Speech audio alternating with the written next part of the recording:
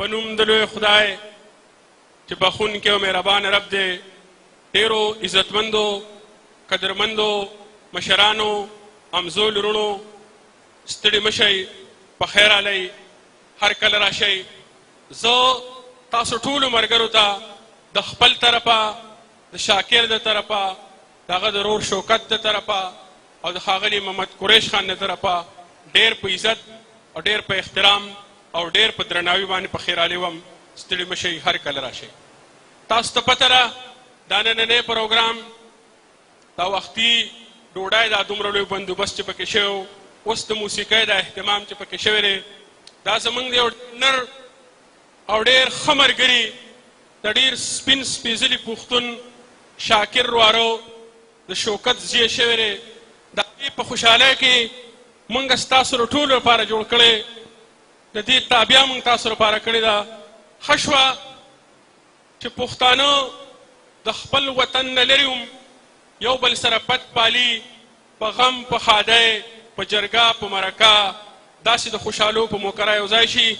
او بیا ډېره ښه ده چې داسې نران پښتانه شته چې د دې خبرې اهتمام او بندوبست وکړي چې موږ او تاسو ټولو له دا موقع راکړي چې موږ خپلې خوشحالۍ یو بل سره یو ځای کړو. د دې پروګرام مقصد هم دا دی چې د پښتنو ژوند هسې هم ډېر تریخ دی، د بلا مصیبتونو نه او تکلیفونو نه ډک دی. موږ غواړو چې ستاسو په مخونو باندې د خندا سپرلي خواره کړو. په دې باندې موږ دا پروګرام کړی دی. نو زه ستاسو د ټولو ملګرو د طرفه دلته چې ناست دي د ښاغلي محمد قریش خان د طرفه او د ټول د ویلو پښتنو د طرفه شاکر ته او دروارو او شوکت ته د هغه د زوی په زیږېدنه باندې مبارکي ورکوم.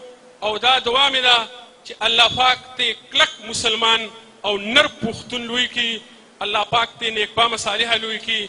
ښه شوه چې داسې پروګرامونه موږ بار په خوشحالو کې موږ راغونډېږو یو بل سره، دا زموږ لپاره ډېره ښه خبره ده. ملګرو مالا محمد قریش خان یو ټپه راکړه چې دا شاکر ته او شوکت ته زما له طرفه زمزمه که چې خدایه وړوکی مروان لوی کې، د دې ماشوم نوم تاسو ته پته چې مروان دی، چې خدایه وړوکی مروان لوی کې چې د زړګي بازار مې دړې وړې کې.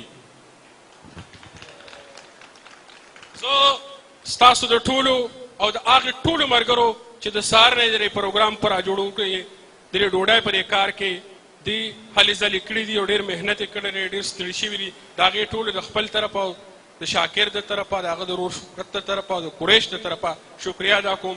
د خپل خوږ او ګران مشر زموږ ډېر سپین سپېڅلی پښتون د غریب حاجي صاحب ډېر ممنون مشکور یم چې لا تراوسه موږ سره ناست دی. زه دا کیمرامین چې زموږ کوم رور دی لایق شاه د دوم شکریه ادا کوم چې دلته کې راغلی دی او دا پروګرام دا ریکارډینګ زموږ او ستاسو لپاره کوي. او که د دې سیډي بیا چاته په کار وي نو دا به هم ده څخه میلاویږي، ده سره بیا رابطه کوي، ده نه به دې سیډي راسته کوئ. د اورنګزیب ملګري، د سلطان ماما، د شیرزاده او د اکرام الله، ستاسو د ټولو ملګرو د یو شکریه ادا کوم چې دلته کې راغلي او د دې پروګرام په راجوړولو کې موږ سره لاس وکړو. د اورنګزیب ملګري هم ممنون مشکور یم. ستاسو د ټولو ملګرو که ما چا نوم اخیستی دی او که نه دی اخیستی، زړه مې غواړي چې ستاسو د ټولو نومونه والم، خو که چا نوم رانه پاتې شوی نو په دې به خاطر نه درنوي.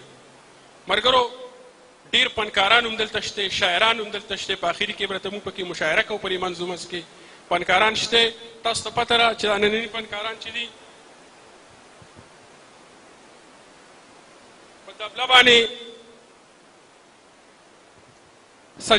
سجد ماما دی، تاسو ته پته ده مشهور سجد. په بله طبله باندې خورشید زموږ ډېر زوړ ملګری، ډېر وخت په اماراتو کې تېر کړی دی، بیا راغلی. باجه باندې زموږ یار زموږ ملګری ډېر ښه فنکار هم دی ګل نواز. او د دې پروګرام د موسیقۍ تړون چې کوم دی زموږ ډېر سینیر فنکار ظاهر شاه کړی دی، هغه هم د دې پروګرام شروع کوي. زه غواړم چې په دې شعر ولې دا مایک ورکړم